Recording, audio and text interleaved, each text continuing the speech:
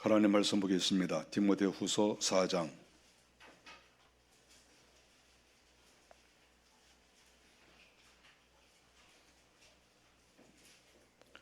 9절부터 16절까지 한 목소리로 같이 읽겠습니다. 너는 어서 속히 내게로 오라. 데마는 이 세상을 사랑하여 나를 버리고 데살로니가로 갔고, 그레스게는 갈라디아로, 디도는 달마디아로 갔고, 누가만 나와 함께 있느니라. 네가 올 때에 마가를 데리고 오라. 그가 나의 일에 유익하니라. 두기고는 에베소로 보내었노라. 내가 올 때에 내가 들어와 가부의 집에 둔 겉옷을 가지고 오고, 또 책은 특별히 가죽 종이에 쓴 것을 가져오라. 구리 세공업자 알렉산더가 내게 해를 많이 입혔음에 주께서 그 행한 대로 그에게 갚으시리니 너도 그를 주의하라. 그가 우리 말을 심히 대적하였느니라. 내가 처음 변명할 때에 나와 함께한 자가 하나도 없고 다 나를 버렸으나 그들에게 허물을 돌리지 않기를 원하노라. 아멘.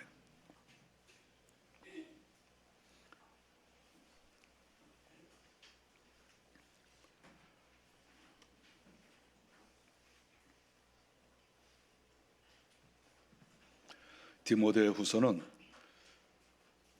사도 바울이 노년에 죽기 전에 기록한 그러한 편지이지요. 그래서 가장 나이가 많았던, 그래서 모든 것을 경험하고 또 주의 일을 감당하고 많은 인생 경험을 하고 그리고 나서 기록한 그런 성경입니다.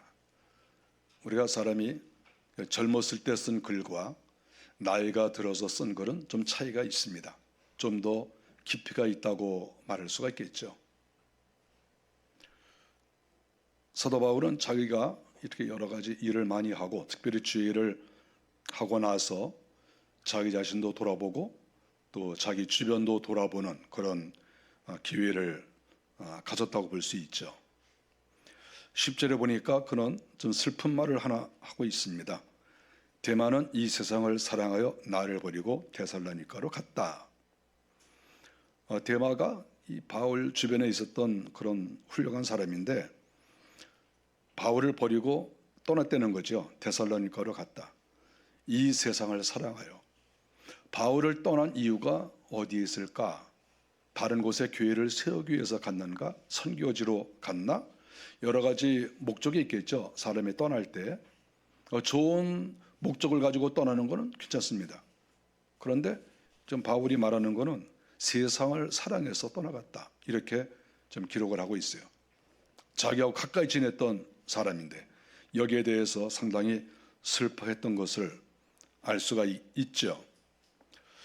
또한 4장 14절에 보니까 구리 세공업자 알렉산더가 내게 해를 많이 입혔다. 그리고 너도 그를 주의하라. 이렇게 또 얘기를 했습니다. 이 사람은 바울에게 해를 많이 입힌 거죠. 바울이 복음을 위해서 일할 때 처음에는 협조를 하는 것 같다가 나중에는 비판하고 또 여러 가지로 손해를 끼친 것이지요. 그러니까 너 그 구리장세 알렉산더 너 주의해, 조심해, 가까이 하지 마, 아주 못됐어, 이렇게 바울이 얘기를 하고 있습니다. 16절에 보니까 다 나를 버렸다, 이렇게 얘기를 하고 있습니다. 그러니까 바울이 복음을 위해서 일할 때 많은 사람들이 있었거든요. 많은 교회도 세우고 측근들도 많이 있었고, 그러는데 좋은 의미가 아니라 좋지 않은 의미로 다 나를 버렸다, 이렇게 얘기를 하고 있습니다. 다 떠나고 공격하고 몇 사람 남지 않았다, 이렇게 얘기를 하고 있죠. 그래서 사도 바울은 누구를 데리고 오라, 누구를 데리고 오라, 이렇게 또 자기 주변에 사람을 두고 싶어서 이렇게 불러내는 그런 모습을 볼 수가 있습니다.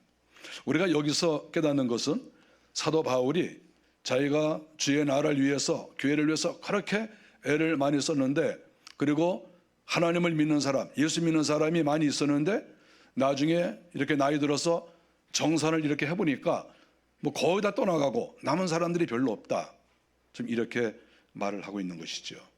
이것은 우리 기독교를 돌아보게 하는 그 중요한 의미도 됩니다. 왜냐하면 우리 기독교는 우리가 생각할 때 항상 발전하는 게 좋지 않을까요? 우리가 기업을 운영해도 내가 처음에 기업을 어떻게 시작했는데 점점 성장을 해서 아주 대기업을 이뤘다, 큰 기업을 이뤘다, 그러는 게 더 멋있는 거 아니겠어요? 그건 누구나 그런 꿈을 꾸는 거 아닙니까? 이 세상에 어떤 사람이 나는 시간이 지나갈수록 쪼그라들었어, 시간이 지나갈수록 나는 점점 힘들어, 이렇게 살고 싶은 사람이 누가 있겠어요? 그런 사람 없어요. 누구나 다 발전하고 싶은 거죠. 그런데 지금 바울의 고백은 지금 정반대 아닙니까? 사람들이 다 나를 떠났다, 내 주변에 사람이 없다, 이렇게 지금 이야기를 하고 있는 것이죠. 결국 지금 사도 바울이 생각할 때 그때 당시에 이 기독교 분위기가 내리막길을 걷고 있는 것을 지금 사도 바울은 직감을 한 거죠. 성장할 때도 있지만 지금은 내리막길을 간다. 내리막길도 처음에는 좀 이렇게 천천히 굴러가는 것 같지만 나중에 가속이 붙으면 나중에는 급속하게 내리막길을 갈 수밖에 없죠. 그런 상황인 것을 지금 사도 바울이 이야기를 하고 있습니다. 우리가 이 경제도 내리막길을 걸을 수가 있어요. 우리 대한민국의 경제가 어떤지 전 잘 몰라요. 그러나 어쨌든 올라갈 때가 있고 내려갈 때가 있죠. 어떤 때는 현상 유지를 할 때도 있겠죠. 급속하게 내려가면 이제 큰 문제가 발생할 수밖에 없죠. 국가적으로도 그렇고 개인적으로도 그렇고 우리가 이 신앙을 결코 소홀히 할 수 없을 뿐더러 우리의 경제 문제, 우리의 건강, 이것도 굉장히 조심해야 됩니다. 우리가 건강이 한번 무너지기 시작하면 이거 걷잡을 수 없어요. 여기 망가지고 저기 망가지고 나중에 이거 굉장히 힘들어집니다. 내리막길을 걸어가는 거죠. 우리가 이렇게 항상 어떤 부분이든지 성장하는 것이 좋은 거예요. 더 이상 말할 거 없죠. 그러나 어떤 때는 내리막길을 갈 때도 있다. 이럴 때 우리가 조심해야 되고, 또 그런 기회가 아니죠. 그런 어려운 일이 있을 때 또 하나님께서 나에게 은혜를 주셔서 여기에서 다시 거슬러 올라갈 수 있는 그런 내리막길에 우리가 묻혀서 같이 낭떠러지기로 떨어지는 게 아니라 내가 여기에서 다시 내가 용기를 얻고 힘을 얻어서 독수리처럼 날아가고 다시 역행하는 이러한 힘을 저에게 달라고, 또 그런 삶을 살아가는 것이 우리 기독교인으로서는 당연하다. 저는 이렇게 생각합니다. 우리는 지금 전 세계적으로 종교성이 약해지는 것을 우리는 알 수가 있습니다. 전 세계적으로 어떤 종교든지 이슬람 이런 특별한 것을 제외하고는 다 이 종교인 수가 줄어들고 있습니다. 전 세계적으로 마찬가지입니다. 우리 기독교도 마찬가지죠. 미국도 지금 내리막길을 걷고 있죠. 대한민국도 조금 내리막길에 들어섰다고 저는 보고 있습니다. 유럽은 이미 망가졌습니다. 유럽은 이미 저 끝에까지 굴러 떨어졌죠. 유럽은 기독교 국가가 아니에요. 이제는 유럽은 기독교 국가라고 볼 수가 없고 선교지다 이렇게 생각해야 됩니다. 이제 유럽으로 선교사를 보내야 됩니다. 불교도 마찬가지예요. 불교들도 이렇게 새로 이렇게 직책을 맡아야 될 그런 사람들이 점점 줄어들고 있고, 또 불교 신자 수도 줄어들고 있습니다. 절을 맡아야 될 사람들이 많이 있어야 되는데 그렇지 못하죠. 가톨릭도 마찬가지입니다. 가톨릭도 이렇게 신부를 이렇게 지원하는 그런 사람 숫자가 급격하게 줄어들고, 대한민국이나 또 유럽도 마찬가지입니다. 이제 숫자가 많이 줄어들었습니다. 수녀를 지원하는 사람은 이제는 거의 볼 수가 없을 정도로 지금 세계적으로 그런 가운데 있습니다. 특별히 기독교가 지금 내리막길을 걷고 있다. 저는 이렇게 보고 있습니다. 그러면 왜 우리 기독교 그리고 다른 종교들도 마찬가지지만 왜 내리막길을 걷고 있을까? 우리가 조금만 생각해 봐도 다 알 수 있어요. 그 이유가 뭐겠습니까? 첫째로는 세상이 너무 좋아요. 지금 사도 바울이 데마에 대해서 이야기할 때 이 세상을 사랑하여 이런 말을 하고 있어요. 이 세상을 사랑한다. 여러분, 이 세상이 사랑할 만한 것이 많이 생겼어요. 그렇지 않습니까? 50년, 100년 전하고 뭐 현격한 차이가 나요. 옛날에는 볼 게 별로 없었어요. 그런데 지금은 가볼 때도 많고 볼 때도 많고 놀릴 것도 많고 지금은 이 세상이 너무 좋아요. 살기가 좋으니까 사람들의 마음이 거기다 가 있어요. 하늘을 바라보질 않아요. 원래 우리 인생은 종교성이 있어서 하늘을 바라봐야 되거든요. 하나님을 생각하고. 근데 하나님을 잘 생각하질 않아요. 그리고 세상이 너무 좋으니까. 그리고 할 일도 많아요. 그래서 자꾸 세상을 바라봅니다. 그래서 하나님을 생각하지 않고 천국을 바라보지 않으니까 이런 신앙인의 숫자가 점점 줄어들고 또 목회자 숫자들도 사제들의 숫자도 점점 줄어들 수밖에 없다. 어쨌든 세상이 너무나 좋다 하는 것이지요. 또한 이 쾌락을 위해서 이런 만들어 놓은 그러한 것들이 이렇게 많이 있습니다. 근데 거기에 또 재미가 있고 거기에 빠지는 경우도 있죠. 또 그 중에 하나는 욕심이 많이 있다고 봐야죠. 세상에서의 욕심. 내가 이 세상에서 어떻게 해야 되겠다. 우리에게 소망과 어떤 장래에 대한 어떤 기대를 갖는 것은 잘못은 아니에요. 그런데 우리가 하나님을 늘 믿으면서 하나님의 은혜 속에서 내가 어떤 계획을 세우는 것은 그건 문제라고 볼 수가 없는데 하나님을 싹 빼놓고 자기가 설계하고 자기가 다 이렇게 저렇게 행동하고 이렇게 되니까 하나님과 점점 거리가 멀어진다. 우리에게 있는 욕망과 욕심 이런 것들이 우리의 신앙을 점점 쇠퇴시키고 있다. 이렇게 볼 수가 있는 거죠. 이건 전 세계적으로 마찬가지고 우리 대한민국도 마찬가지입니다. 저는 한국교회를 사랑합니다. 또 저는 모태신자나 마찬가지이기 때문에 지난 세월 동안 교회 안에서 살았어요. 교회밖에 모르죠. 우리 기독교를 저는 사랑하고 우리 한국교회가 성장했으면 좋겠어요. 그런데 우리나라도 기독교인 숫자가 점점 줄어들고 교회 숫자도 또 줄어들고 목회를 지원하는 사람들의 숫자도 요새 많이 줄어들고 있는 것을 우리가 알 수 있습니다. 한국도 솔직히 말하면 지금 내리막길을 지금 걷고 있다. 누구든지 다 그렇게 판단을 할 것으로 생각합니다.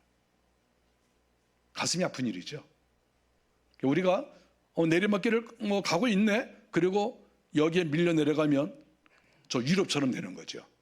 그 왕성한 그 활동을 했던 기독교, 루터와 칼빈이 활동했던 독일을 위시한 프랑스 그 주변의 여러 나라들 다 지금 망가졌거든요. 우리나라도 잘못하다가는 그런 유럽 꼴이 날 수밖에 없다. 항상 우리는 그런 긴장을 할 수밖에 없고 저는 이 부분에 대해서 심각하게 생각하고 있습니다. 그렇게 되면 안 되겠다. 유럽에서 종교개혁이 일어났을 때가 1517년 루터가 종교개혁의 기치를 올렸습니다. 그리고 우리가 잘 아는 존 칼빈, 짱 깔뱅이 1600년도 정도에 태어났잖아요. 그가 또 종교개혁을 열심히 했습니다. 굉장히 훌륭한 분이죠. 우리나라의 장로교회가 다 짱 깔뱅의 그런 신학을 중요시 여기고 받아들였습니다. 1600년대에서 칼빈이 종교개혁의 그런 기치를 들고 열심히 개혁운동도 하고 전도도 하고 했거든요. 그런데 우리가 역사를 보면 1700년대쯤 되면 그러니까 칼빈이 활동을 하고 불과 50년, 100년밖에 안 지났는데 기독교가 내리막길을 걷는 거죠. 특별히 개혁교회가 내리막길을 걸었습니다. 사람들이 다 세상을 사랑하고 지금 디모데후서에 나와 있는 이 내용이 종교개혁 이후에 불과 100년, 150년도 지나지 않아서 이런 상태가 그대로 된 거예요. 그대로. 사람들이 다 교회를 떠나고 세상을 너무 좋아하고 정치에 너무 몰입해 있고 돈 버는데 너무 몰입해 있고 놀러 다니느라고 정신이 빠지고 다 이렇게 돼서 교회가 약해지는 거죠. 그런 시대를 딱 맞이했습니다. 항상 우리 기독교도 오르락 내리락 이렇게 하고 있는 것이죠. 우리가 어느 시대에 태어나느냐 이것도 굉장히 중요해요. 항상 기독교가 발전하는 그런 시대에 태어나면 주변 사람들이 다 이렇게 신앙생활이 열심히 있고 기도하고 선교하고 전도하고 교회 충성하고 이런 사람들이 주변에 많이 있으니까 예수 믿는 게 재미나요. 저도 그런 시대를 다 지내봤죠. 그런데 또 기독교가 내리막길을 이렇게 가고 있는 그런 때를 만나면 주변 사람들 중에서 기도하는 사람도 숫자도 얼마 되지 않고 다 세상을 사랑하고 놀러 다니고 다 그렇게 하니까 자기 혼자 뭐 열심히 낼 게 있나 이런 생각을 또 이렇게 할 수밖에 없죠. 저는 그래서 지금은 한국교회가 내리막길을 지금 가고 있는 그런 어떤 기간이기 때문에 긴장을 하지 않을 수가 없고, 우리 건전한 교회들이 또 하나님을 사랑하는 교회들이 긴장을 해야 된다, 저는 이렇게 생각을 하는 것이죠. 저는 이렇게 개혁교회가 100년 150년 지나면서 내리막길을 걷고 있을 때 진센 노르프라고 하는 그분이 이렇게 기도운동을 하고 또 경건운동을 하고 그런 거에 대해서 굉장히 제가 관심 있게 보았습니다. 그분은 1700년도에 태어나신 분이죠. 칼빈보다 100년 정도 늦게 이렇게 태어나신 분이죠. 저는 헤르누트를 갔다 왔는데 그 헤르누트에 이렇게 모라비안 교도들이 모여서 신앙생활을 하고 또 기도하는 그 장소에 갔어요.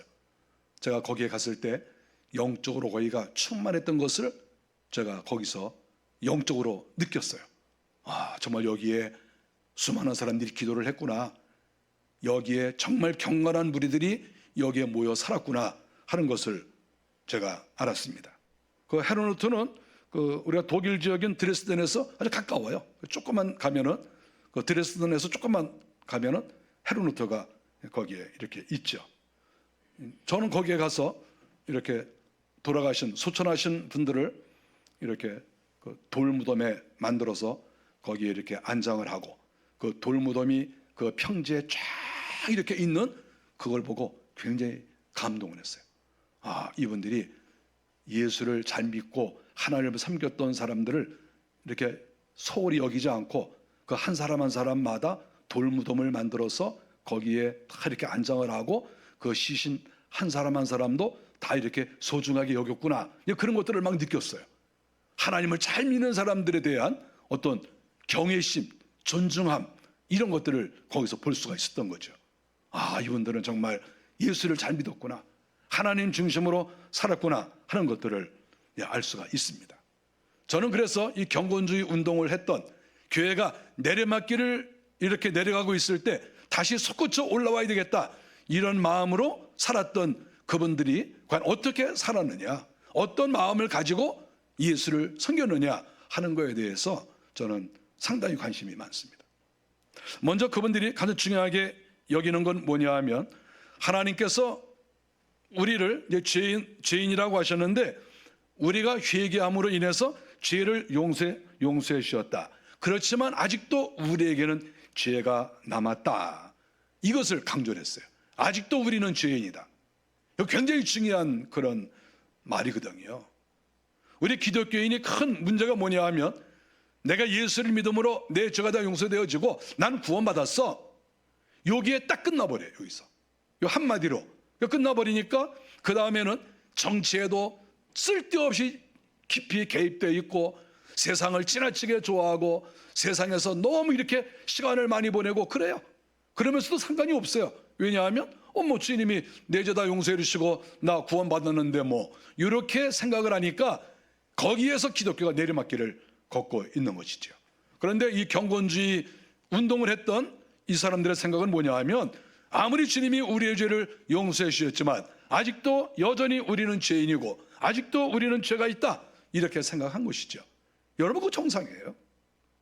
우리가 아무리 주님이 내 죄 용서해 주셨다고 해도 우리가 그럼 죄인 아닙니까? 여러분 속에 죄 없어요? 여러분 그렇게 깨끗합니까? 깨끗할 수가 없어요. 여기서 누가 자기 자신을 깨끗하다고 말할 수 있는 사람이 어디가 있겠어요? 생각으로, 언어로서, 행동으로 수많은 그런 죄를 짓는 거죠. 그러니까 이 경건주의 운동을 하시는 이분들의 말이 맞아요. 우리는 여전히 죄인이다. 여전히 죄인이다. 그러니까 여전히 죄인이니까 어떻게 되겠습니까? 주님이 우리에게 내가 너희 죄를 용서했다. 그래도 우리가 생각할 때는 어떤 생각입니까? 예, 주님이 저희를 의인으로 삼아주셔서 감사합니다. 그러나 아직도 저는 죄인입니다. 아직도 죄가 많이 남아있고 죄 생각이 나오고 아직도 제 행동에는 자신이 없습니다. 이렇게 고백하는 것이 정상이다. 그렇게 경건주의 운동을 하는 사람들이 그렇게 주장을 했습니다.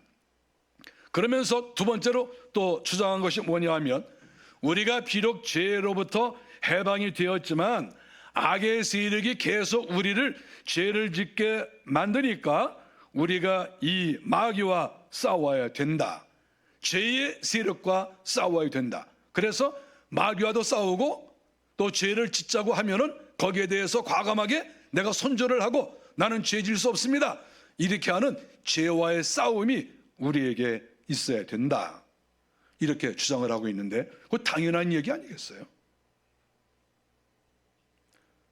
에베소서 6장 11절에 볼 때 마귀의 간계를 능히 대적하라 이렇게 얘기를 했어요. 예수 믿는 사람한테 얘기한 거예요.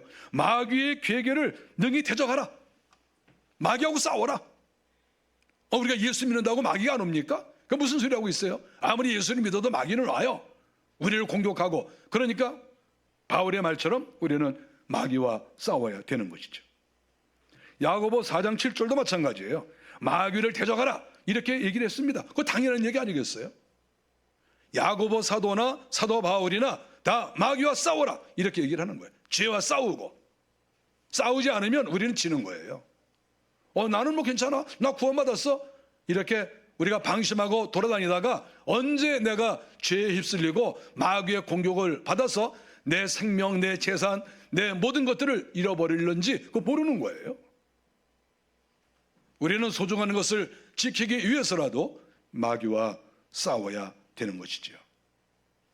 그리고 또 중요하게 주장하는 것은 회심한 사람에게는 하나님의 은혜와 구원을 맛보게 하시는데 진정으로 회심한 사람은 환경에서 변화를 한다 이렇게 가르쳐주고 있어요. 그러니까 다른 말로 말하면 정말 예수 믿는 사람은 삶이 달라진다 바로 그런 말이죠.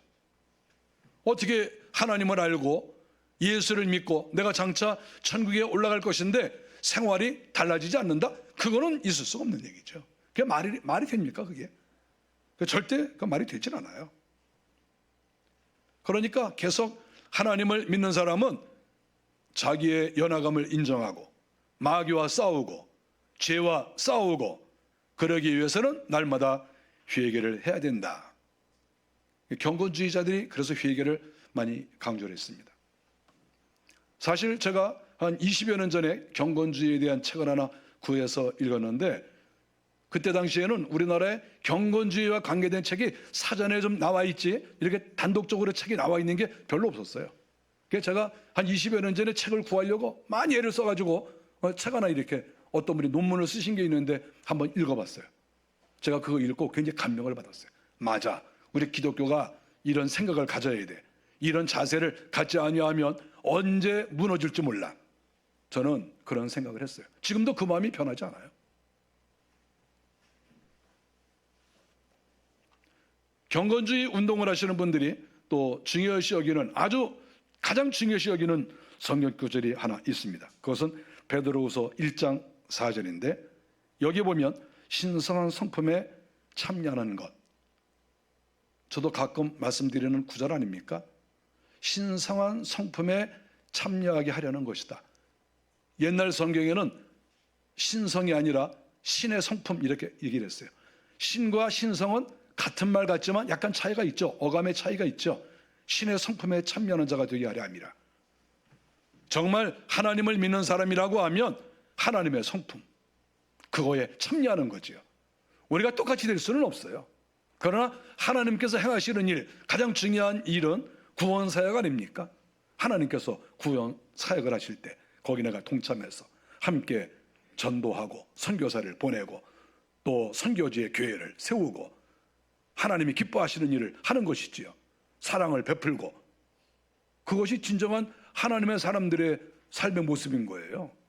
신의 성품에 참여하는 자가 되게 하려 함이라. 경건주의 운동하시는 사람이 가장 중요시 여기는 핵심 구절이라고 볼 수가 있죠. 이것으로 주장을 하고 이것을 내세웠을 때 많은 사람들이 모였어요. 그리고 그들이 모여서 헤르누트에서 함께 기도하고 공동체 생활하고 함께 교회를 이루어가고 멋진 그런 신앙생활을 했죠. 그래서 제가 헤르누트에 가서 그 교회에서 그 교회를 돌아봤는데 제가 정말 감명 있게 본 게 뭐냐 하면 그 교회 가니까 장식품이 거의 없어요. 제가 놀랐습니다. 교회는 하얗게 이게 다 칠을 해놨는데 의자도 제가 이렇게 앉았는데 우리나라 이 의자는 장의자는 좀 고급스럽잖아요, 이렇게. 그런데 거기 앉았는데 의자가 삐그덕거려요. 이렇게 공간이 있는 의자잖아요, 이렇게. 그래서 앉았더니 약간 삐그덕삐그덕해서 제 몸무게가 앉으니까 약간 이렇게 좀 흔들려가지고 이거 또 부러지는 거 아니야 이렇게 생각이 될 정도로 그 좀 값싼 거예요. 장식품이 하나도 없어요. 장식품이. 제가 거기서 감명을 받은 거예요. 아, 이분들은 자기들이 치장하고 자기 교회를 화려하게 꾸미고 여기에 관심을 갖지 않고 믿음을 중요시 여기고 복음을 전해야 되겠다. 그분들이 얼마나 전도에 힘썼습니까? 거기에 영향을 받은 웨슬리가 그가 복음을 위해서 그렇게 힘쓴 거 아니겠어요? 그들이 기도에 힘쓰고 저는 그 교회 가서 그 지역을 돌아보면서 은혜를 많이 받았어요. 아, 정말 이분들은 거룩한 생활에 힘을 쏟았구나. 세상이 다 망가지고 교회가 다 내리막길을 걸어도 우리는 절대 그럴 수 없다. 우리는 오히려 더 하나님을 섬기고 말씀대로 살아야 되겠다. 이렇게 역행하는 세상과 오히려 싸우는 세상과 거리를 두고 오히려 도전하는 그런 모습으로 살아가는 것을 보면서 이 시대 한국교회가 그러한 자세를 가져야 되는 게 아닌가 이런 마음을 제가 갖게 되는 것이죠.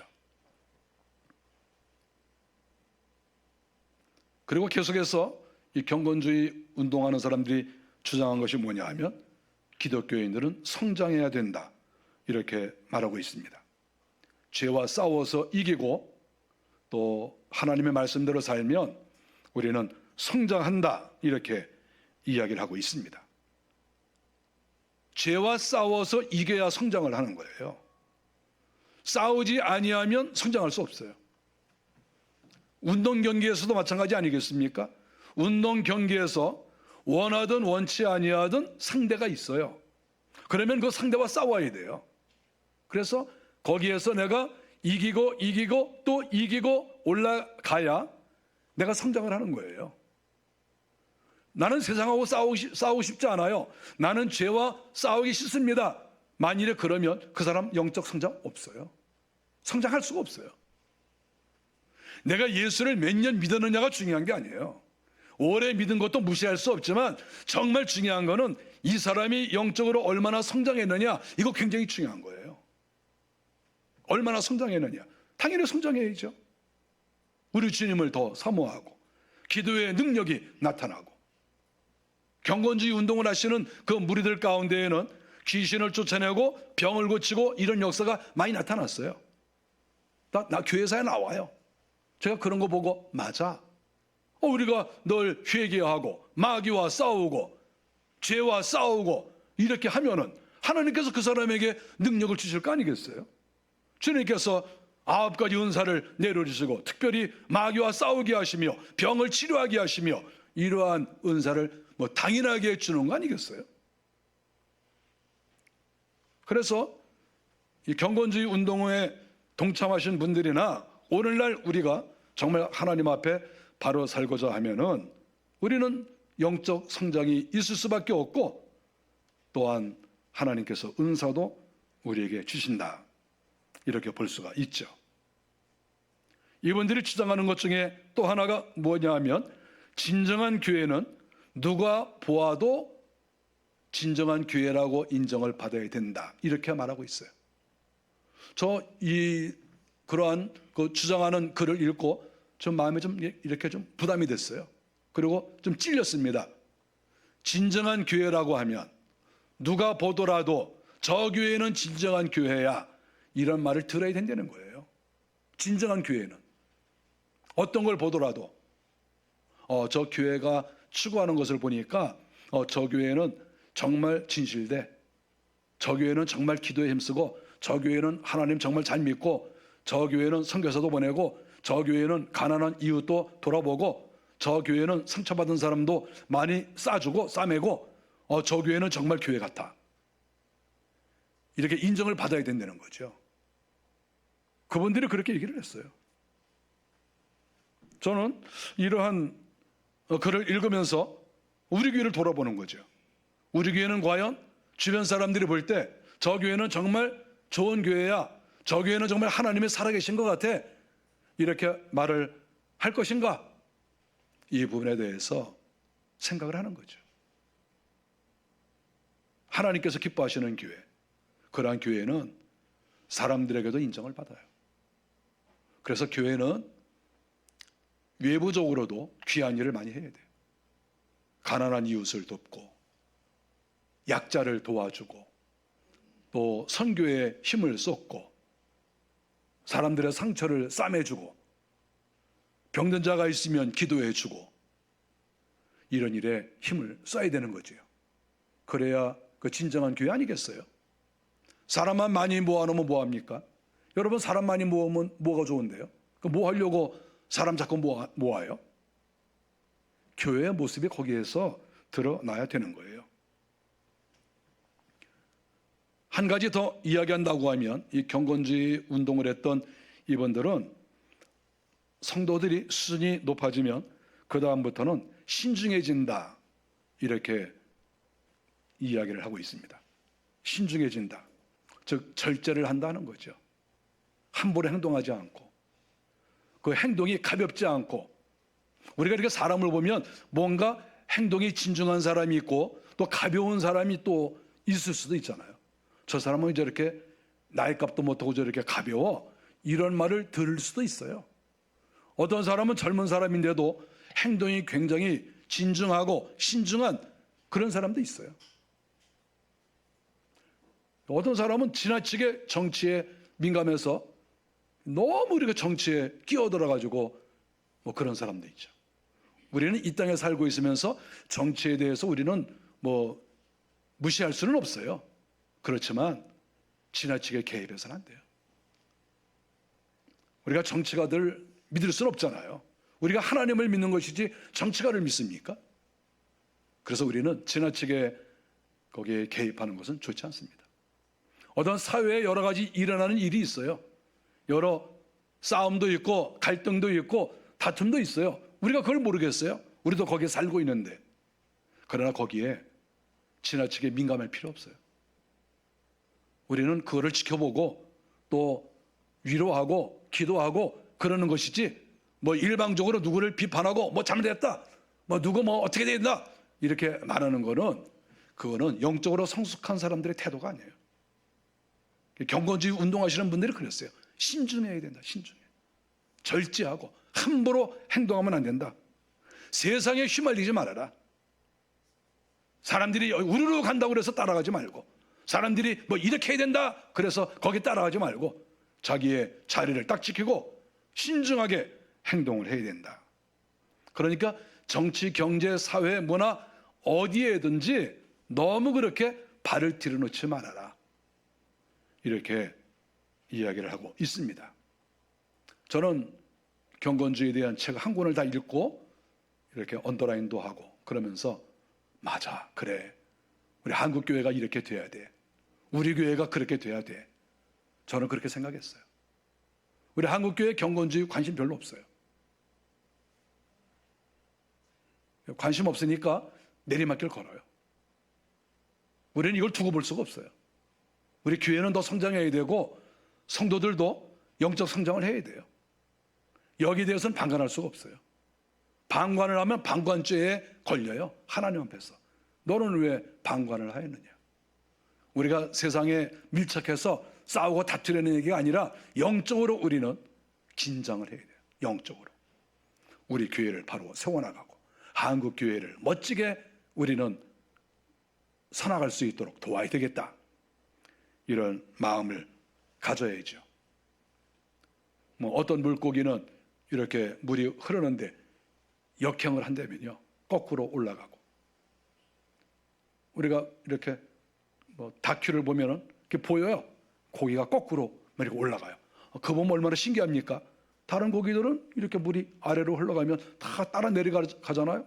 거꾸로 쫙 올라가는 거예요. 너무 멋있어요. 여러분 그런 사람이 멋있지 않아요? 그런 사람 멋있지 않아요? 또 그렇게 살고 싶지 않습니까? 세상아 타락을 해라. 세상아 내리막길을 걸어라. 그래 네 마음대로 해. 나는 그렇게 살 수가 없어. 나는 주님을 바라보고, 나는 천국을 바라보고, 나는 하나님이 기뻐하시는 일을 위해서 나는 살 거야. 내 주변에 10명, 100명, 200명 다 마음대로 살아도 나 혼자라도 나는 하나님이 기뻐하시는 그 길을 걸어갈 거야. 이거 멋있는 사람 아니에요?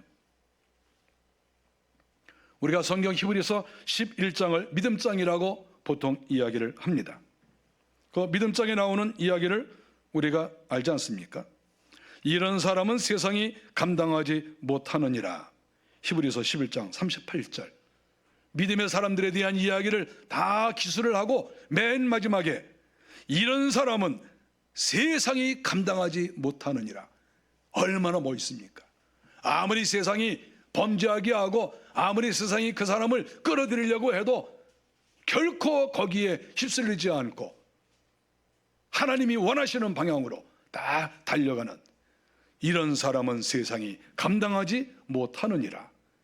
너무 감격스러운 그런 말씀이죠.